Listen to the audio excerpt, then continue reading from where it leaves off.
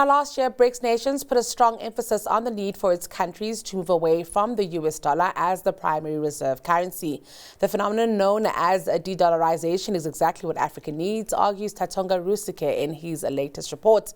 Tatonga is Sub-Saharan Africa Economist for the Bank of America Global Research, and he joins us now with greater perspective and insights on this. Tatonga, thank you so much for your time today. When we speak of de-dollarization, it's been a rather polarizing matter around the world. Absolutely. There's been quite a big debate on the use of the dollar, particularly in global trade. I think traditionally many countries have traded with the US and the West, and have tended to use the US dollar as a dominant currency. What we are arguing is not so much on the trade side of de-dollarization. We are actually arguing more on the domestic side of markets, in local currency markets, that actually we need to do a lot more in local markets. We actually have a lot more dollars that are circulating in local markets than on the trade side. So if that is the case, it actually does undermine the use of monetary policy to control inflation. So you see in some of the countries in the SSA region that countries are experiencing inflation, substantially high inflation. You were just reading now the Ghana inflation print around 25%. And that's a problem. So when inflation is generally higher, economic agents tend to find store of value in other currencies other than the Ghanaian cedi, other than the Nigerian naira or the Kenyan shilling or the Zambian kwacha, for that matter. I'm also keen, to then find out about what this would look like, Tatonga. And I think maybe that's the big issue here, is that very few people can imagine a world where the dollar is not so dominant, even in local markets.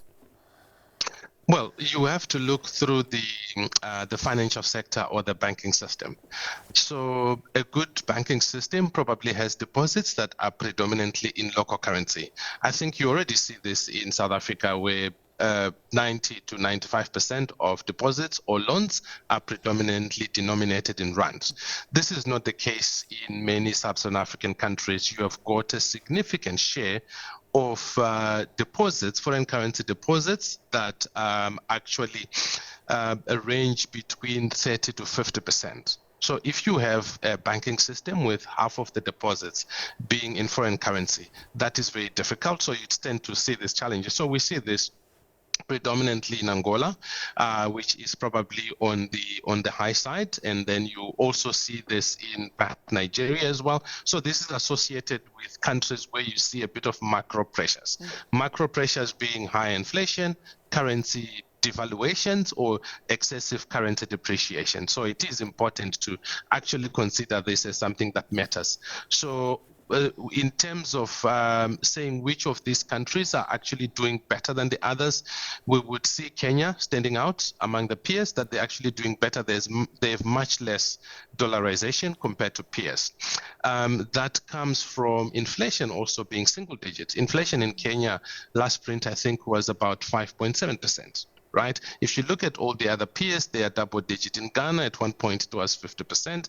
Nigeria is in the 30s. So it is important to keep inflation low and stable. That will help confidence and actually increase private sector credit extension in local currency. It also does sound like, that issue of developing financial systems within local markets is something that needs to be prioritized at this point.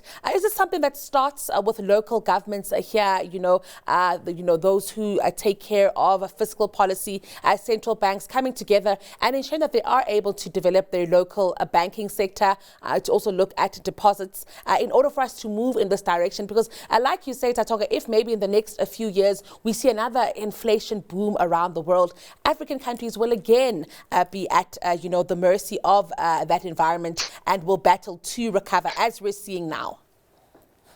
Absolutely. So I think the starting point is to empower central banks to be able to fight more on inflation, particularly using the interest rate tool, which is what we have seen, I think, already in many of the countries that central banks have been able to raise interest rates, and we now see that we are starting to see positive real interest rates, the difference between policy rates and inflation.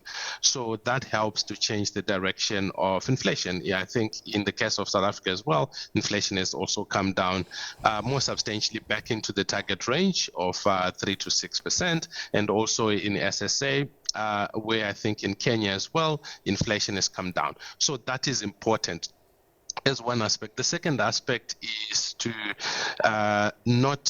is for central banks not to be involved with monetizing fiscal deficits or financing governments beyond what is provided in the limits. We've seen some of these weaknesses in Nigeria. We've seen some of these weaknesses as well culminating in Ghana. There was a domestic debt restructuring. So it is important to help the central banks to be a lot more independent on focusing on inflation and less on the passive fiscal activities as well. So this is important. Inflation does not produce good results, so the best way is probably to keep it low, particularly in the single digits territory. And with that said, Tatonga, I'm just keen to get your thoughts here then also on, I think, maybe a question of political will within domestic markets here. As you're saying that the buck actually does stop and maybe start with central banks here. That requires a certain kind of philosophy being taken on, certain ideologies being taken on by central banks there. And that, I guess, is the work of individual countries along with their political space. Yes, it's on individual countries that give the central bank, in terms of the independence in law, as well as the instruments that they use. You see perceptions around the continent or around the world even about sometimes skepticism of using interest rate as a main tool to address inflation concerns. But there's been turnaround in sentiment. You have seen more positive outcomes in Nigeria, with central bank hiking more aggressively in the last two meetings in February, March. And that has helped actually to bring in foreign portfolio flows. These are now foreign investors investing into local markets, into the local currency instruments, rather than going outside to borrow in dollars. So it can indeed provide potential positive benefits. Well, an absolutely fascinating conversation. Tatonga, thank you so much for sharing these insights with us today. It's been a pleasure hearing from you. That was Tatonga Rusike. He's Sub-Saharan African economist for the Bank of America Global Research.